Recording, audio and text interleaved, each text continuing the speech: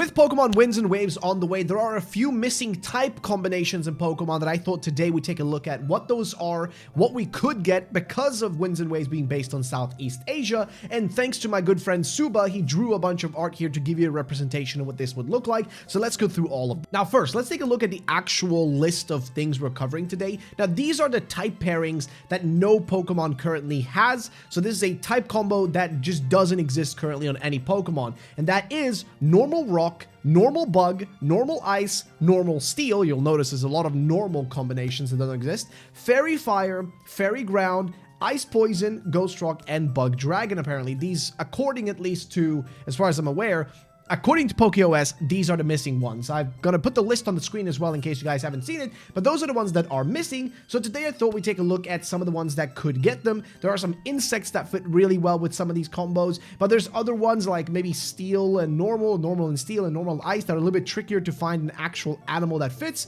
But thanks to Suba, we do have some cool stuff to look at. Let's start with the Babirusa. Now, this is the first thing that Suba created. It is a normal rock type. Now, normal rock kind of sounds boring on paper, right? Sure. Normal is kind of plain and rock is, well, it's rock type, right? But here's the thing. The Babirusa is basically a wild pig that's native to Indonesia and actually makes this feel totally natural since that's what they're literally basing this region on. And Suba absolutely knocked it out of the park with its design. The Babirusa is just kind of a strange looking animal in Southeast Asia. It's a pig, but it has these massive curved tusks that actually grow up, though its own snout and curls back towards its forehead. They can grow really long at that, which is kind of crazy. And if the animal doesn't wear them down, like if they don't use them actively and cut them down, they'll curve all the way back around and pierce them back into their own skull, which is it's kind of metal. I'm not gonna lie, it's kind of insane, but that's a Pokemon that I think would be interesting to see. A Pokemon that literally would be harming itself. But yeah, Super Design kind of plays perfectly into this. It's got this stocky, rocky kind of pig design with those curved tusks rendered again in stone, like they've been fossilized right on its face. And the body has this kind of chunky boulder-like weight to it. Again, we do have other pig Pokemon, and I think maybe with some people this wasn't maybe the most fun thing in the world, but again, it could be interesting. Also, if we're looking at it from stat-wise, this could be a very physically tanky Pokemon, right? Given, you know, the normal and rock typing, having high HP and high defense and basically solid attack for, you know, headbutt and tusk slams, but slow and particularly special. So, again, I think it's a good Pokemon to start things off. It's just something simple, and I love your thoughts on it. Next is probably my favorite one in this entire list, and that is the missing Bug Dragon Pokemon. Now, we thought we were going to get this back in Sword and Shield. Some of you may remember some of these fake rumors and leaks that came out, but this would be an interesting one because there is this thing called the Dragon Head Caterpillar. Now, this is an interesting little bug because, yes, it literally looks like an actual dragon's head. So, look at this. Bug Dragon. No Pokemon has it, and when Suba first showed me this, I genuinely, was so shocked because I was like, oh my god, this is it.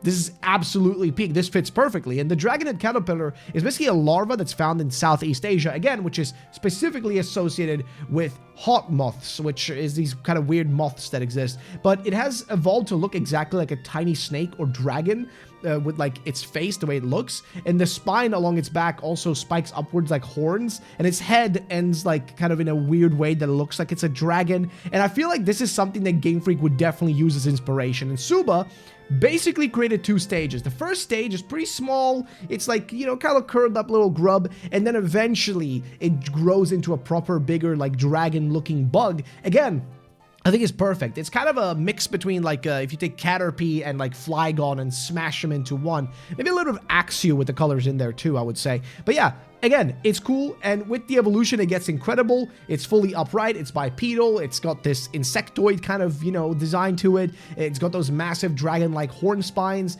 and again, it just looks so much like what I would expect a bug dragon type to look like, and it fits perfectly also like a pseudo-legendary. Again, maybe that's just me, maybe I'm just yapping, maybe I'm crazy, but I personally think this definitely could work, and I think it's definitely one that fits well, especially, again, given the real-life inspiration of the Dragon Head Caterpillar, which, again, is literally a real thing. It's an actual thing that exists, and it genuinely looks like an actual dragon, which I think is so cool. Next up is Ghost and Rock type. Now, this one's going to be a bit different. We're going to be basing this one on the Pokong. Now, here's the thing. I don't really know how to explain this, but basically, a Ghost Rock type. For Suba, the concept for this is based on the Pokong, which is an Indonesian urban legend that is kind of terrifying when you learn more about it. See, in Indonesian folklore, when someone dies, their body's wrapped tightly in a burial shroud.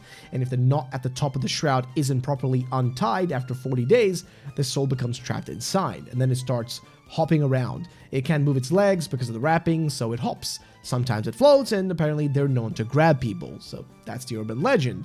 And that perfectly fits for a Pokemon. See, Suba took that concept and made the shroud out of cracked kind of rocks. So you get this ghost that's essentially encased in a crumbling stone sarcophagus, sort of wrapped around it like a burial cloth. Like every time it hops, pieces of the stone can crack off, and it has to wrap its arms tighter around itself to hold its form together. The lore here, I think, pretty much writes itself. It's perfectly fitting. It makes total sense.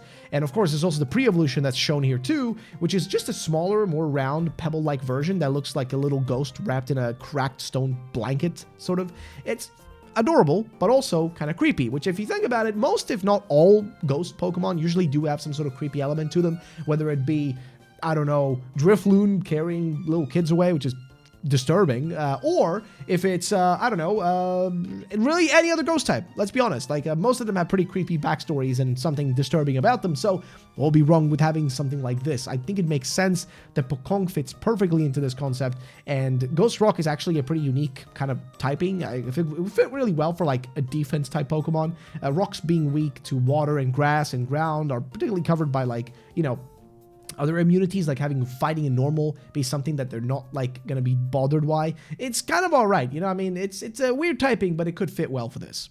All right, time for something a little bit different. Now, I didn't really know what the deal was with this one, but then Suba explained to me it. But this is for the Fire Fairy type, which I always kind of assumed we already had one, but I guess not. After 1,000 Pokemon, it just never happened. But what is he basing this on? Well, he says he bases this on two things. The first thing is the Kyong Emas, and the other thing is the Bird of Paradise. I mean, he literally says that one of them is the Golden Snail, which actually is some sort of folklore story, like a folk tale of sorts, of some kind of girl that gets turned into a golden snail.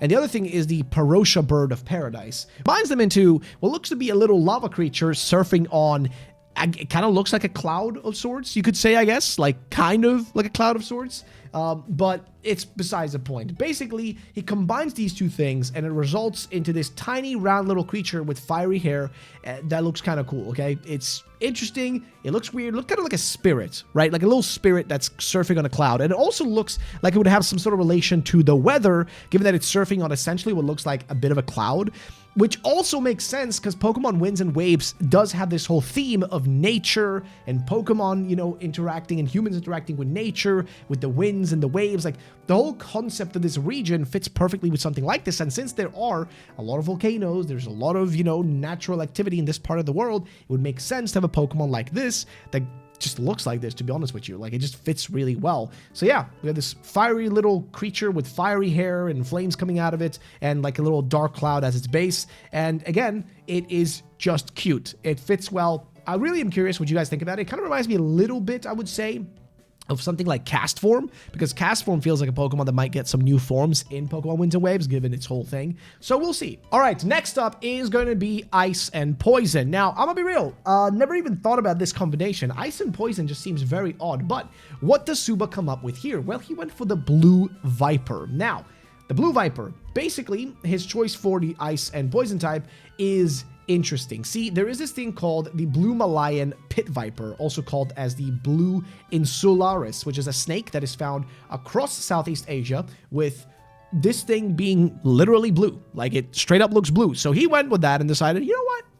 It's poisonous because it's obviously a snake, right? But also, it kind of would make sense if this thing actually had an ice typing. I mean, it actually makes sense. I mean, it's blue. It fits well in terms of colors. I mean, again, maybe it doesn't necessarily live in, you know, the coldest of areas. It lives in kind of tropical environments that double as inspiration, again, for Winds and Waves, given that the, you know, entire part of this part of the world is, generally speaking, a part of the world that is relatively warm. There are, of course, mountain peaks and stuff like that where there are colder weather, but generally speaking, it is a more tropical scene. And of course, we know the region is going to be more tropical in nature, but that doesn't change the fact that there is a possibility to get a snake that has an ice typing and potentially like burrows underground or things like that to stay cold, or maybe lives in parts of the region which are colder and is straight up a blue snake. And he made 2 different versions, right?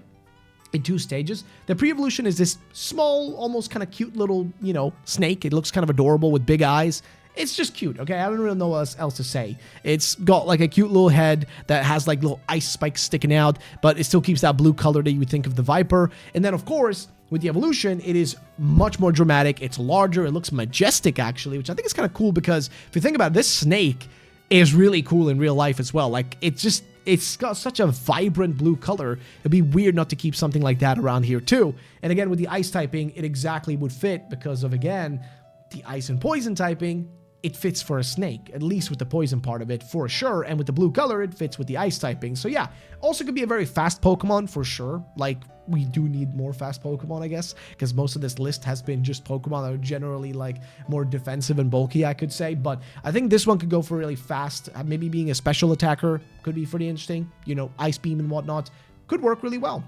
Next up, we have Normal and Steel. Now, for Normal and Steel, we have the Javan Rhino. So, the island of Java, I did not even know this, apparently has a rhino, which is really interesting, and that's what he based this design on. The Javan rhinoceros is actually one of the rarest and largest mammals on Earth. There are actually fewer than 80 individuals left in the wild as of now, and they could even make a whole thing in the plot about this, because they actually made a whole thing about this in the plot, or in the Pokédex entry of Lapras back in the day. Lapras apparently was one of the last ones left in its, you know, existence, and then they made this whole thing about a fan who decided, like, as a kid to populate them by breeding a bunch of them, and then they said that, like, in the future in Pokédex entries that now there's an abundance of them as kind of like a little tongue-in-cheek thing. So I think it'd be really cool if they did something similar here where they can start off by telling us, like, yeah, there's a few of these left, and in the future they can tell us, hey, we repopulated the rhinos.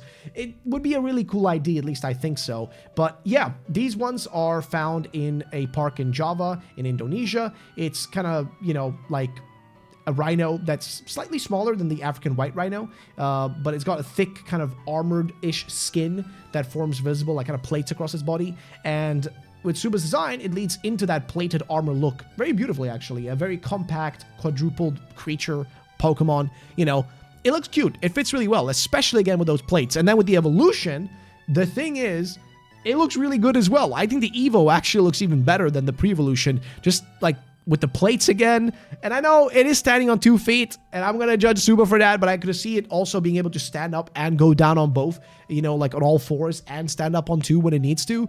Maybe when it's doing certain attacks, it go down on all 4. Again, I think it's such a cool design. I love it. Of course, because it's bulky, it would have to be slower, but there's always a chance it could be like a very good, slow, like physical wall with those plates. And again, the normal steel typing kind of lends itself for this thing to be essentially a giant wall for you to deal with. Again, I personally love the concept though.